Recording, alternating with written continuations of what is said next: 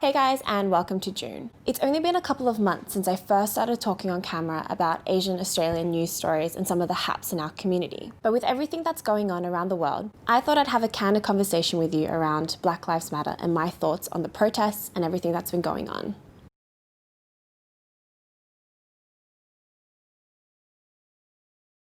I've been thinking long and hard about how to approach this topic. I didn't want to talk about topics like deaths in custody or police brutality without the experience and the sensitivity that comes with it. It's a reality that I'll never fully grasp, so I want to be really careful in not taking up the spaces where Indigenous Australian storytellers and leaders should be commanding. It's a conversation that they should be leading, and I'm just here to add and contribute the little that I can. I've only recently started grappling with the plight of Indigenous people in our own country. And it's so easy to forget that up until 1973, Australia had an openly racist immigration policy. Racism affects different minority groups really differently. In Australia, Black Indigenous communities have endured a disproportionate rate of racism in comparison to some of the other groups. In the 2016 census, less than 800,000 people identified as Aboriginal or Torres Strait Islander. That's roughly 3.3% of the entire Australian population. And the population itself is considerably younger. The median age of Indigenous Australians is 23, compared to 37 for non-Indigenous Australians. Indigenous Australians are also overrepresented in Australia's criminal justice system. All of this plays into the stereotypes that we hold against Aboriginal and Torres Strait Islander communities. Data collected by the Australian National University over 10 years reveals that 3 in 4 people hold negative biases towards Aboriginal and Torres Strait Islander communities. The test showed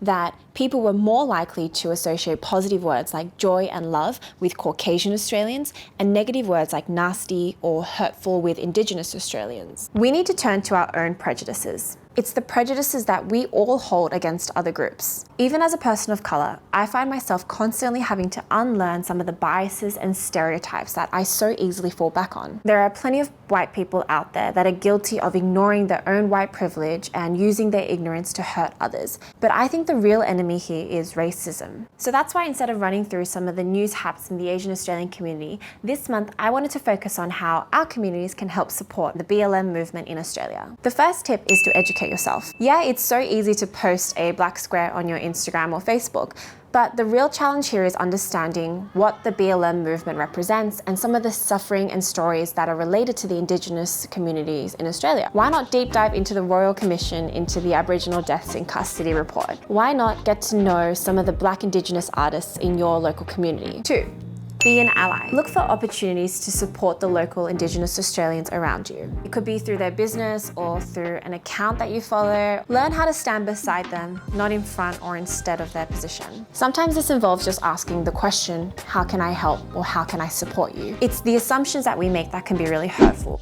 And lastly, pay attention. This is a long game. Can't emphasize this more, but it's an ongoing journey. It's not going to end in a couple of weeks or a couple of months. The protests might quieten down, the social media conversations might change, but if recent events have ignited a passion in you to stand up for racism and to advocate for injustice, then I applaud that. I would challenge you to look for everyday opportunities to have one small act of change.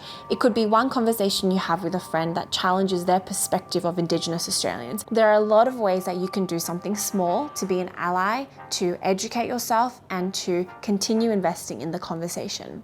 A quick shout out to Gammon Threads for this awesome shirt. I'll include the link to Gammon Threads, an Indigenous Australian clothing brand, below, as well as a couple of other resources that I've recently come across, and I look forward to seeing you next month. Bye.